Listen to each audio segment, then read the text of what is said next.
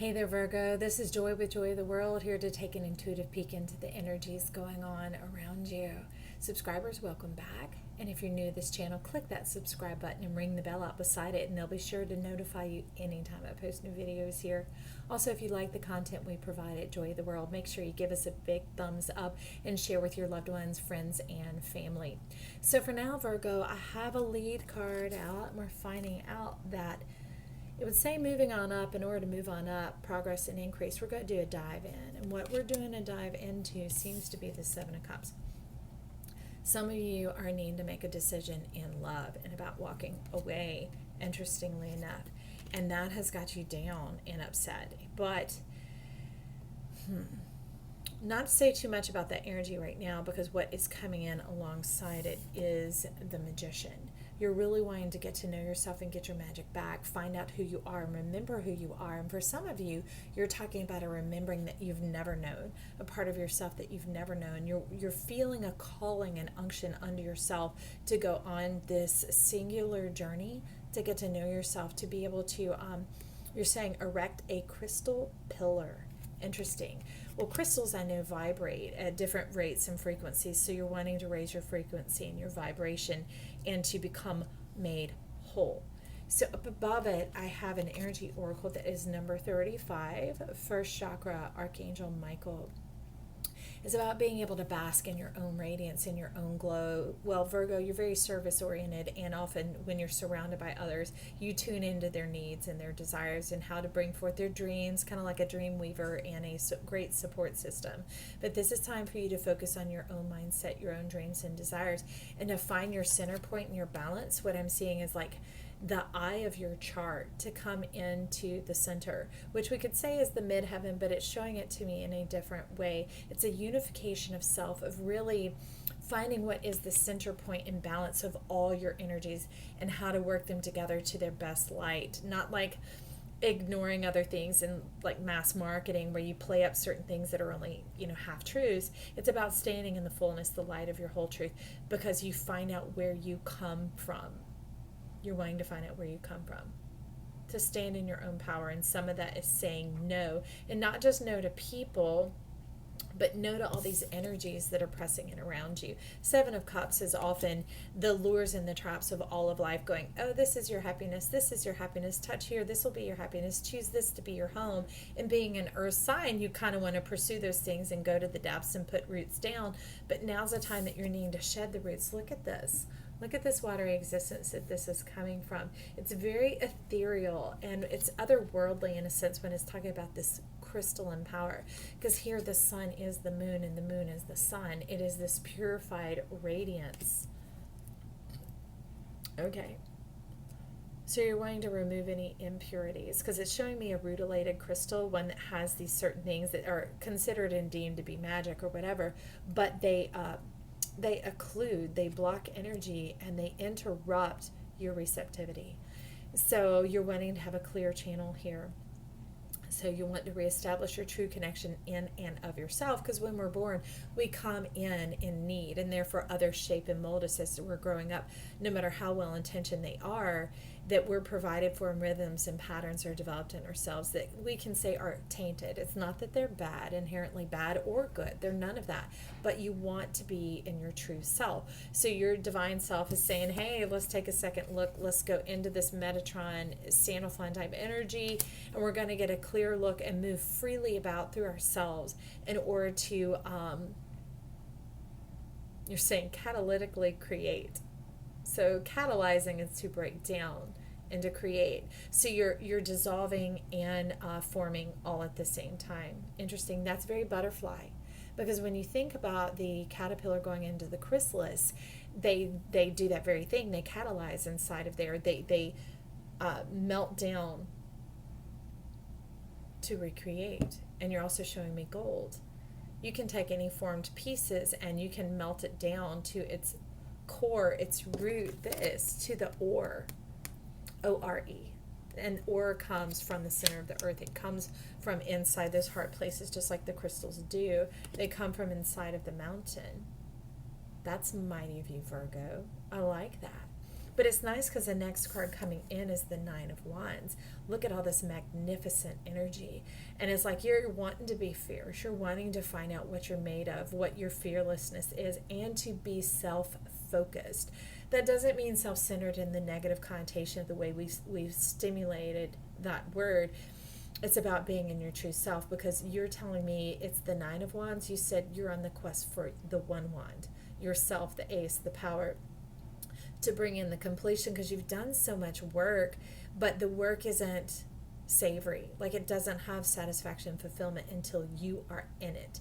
And you haven't felt yourself for a long time because you've been so of service. You're wanting to step into yourself and to be able to have this full experience of pleasure, to be able to really have the time and the space to thoroughly enjoy it, who you are and what you have worked for. That horn of plenty, that trophy, that pinnacle moment, to be able to be all that you can be, is what you're saying here. So although it looks kind of fierce and wild and crazy and passionate, it's very controlled. It's so much energy is there, ready to be activated by your presence, which is fantastic, right? Because that's why you're stepping into the single, into the individual, the you here, and not the you, the fixer, the healer, the savior, but you, the person, the individual, okay?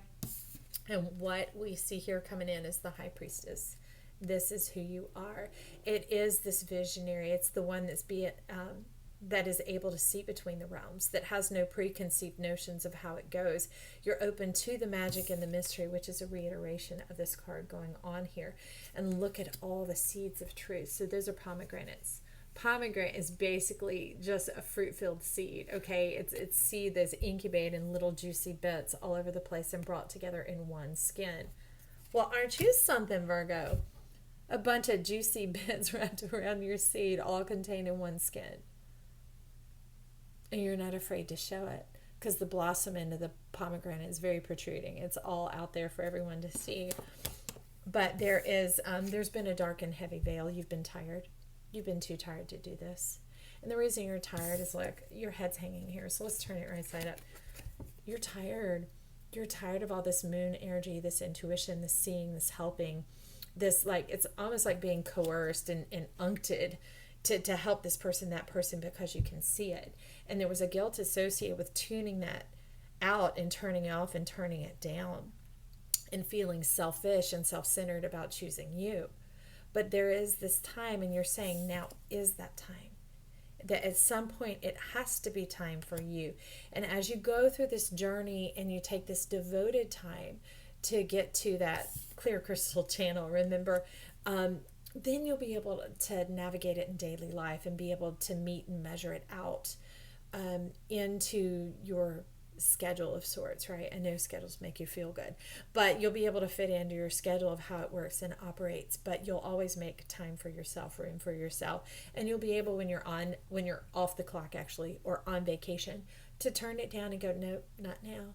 And recognizing not that you're saying no to people in need or people who need your help, to realize that life is in harmony and synchronicity with you, that life knows when you're on vacation and life knows when you're off the clock. So those that are presenting themselves to you aren't yours. It's not your time to intervene or to step in or to contribute. It's your time to stay receptive and open to there being more to life than just purpose, all right? That life can step in and have its meaning. And that begins to create this furnace inside of you, this burning, yearning passion to live both parts of yourself, to be able to live in that divine crystalline connection, but to also be able to know when it's about you, right? And to be able to keep that balance of the opposing energies, like what we see with the High Priestess here, to be able to know and to be okay with not taking action. Does that crawl you the right way, Virgo? I'm a Capricorn sun, so I can understand some of that earth energy just chiming up the vine. Also, Virgo's my midheaven. But so we're going to get a divine animal oracle here to see what your support system is coming in for this nice awakening journey. I love that you're giving yourself permission, Virgo, to be important in your own life. That brings in the meaning. It's like the flesh on the bones. We weren't created to just be these spiritual machines. We are humans, and we are made to walk in humanity, not inhumanity, because as we're inhumane, it removes our fingerprints.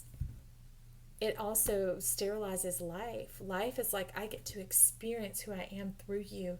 I get to see the look on your face. Like if you ever share an experience with your friend, like going to a movie, you get to chat up about it afterwards, not about just sharing what you saw, but hearing what they saw and the conversations that come from that.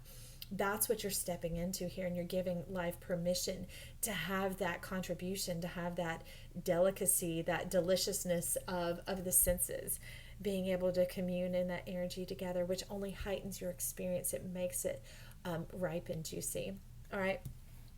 So oh wow, we have the Watcher, Snow Leopard coming in. Fantastic. So that's joining in with this Michael energy up here. Remember how I saw you finding your center and coming together through your birth chart, like all the energies and how they move you, and not just that. This is you getting in on the planetary action as well, like modern transits, not just your birth placements, but how it all begins to work together and how to move in that. See the blue eyes here? They really have to do with clarity, which is what you were seeking, remember? Like, whoa, hovering up above here, and that's going to lift your head. It's going to lift your head. No longer is it soggy and tired and exhausted and drained. It's purposeful and intent. And moving, you see it's not running here. This leopard here is moving at a steady pace, proceeding forward. And that feels very good in your skin, into your soul, Virgo. I can feel it. Everything just kind of like settled and went, I can do that. I got that. I see that. I can do that. But not only are these the divine energies of the planets and getting on page with time and script and how it moves, is moving forward and understanding that life knows when you're on vacation, right? And that you can say no to those things as you should, because in saying no to that, you're saying yes to yourself, and life likes that as well. But these are also orbs of help. They're orbs of intelligence, of intuition, of instinct.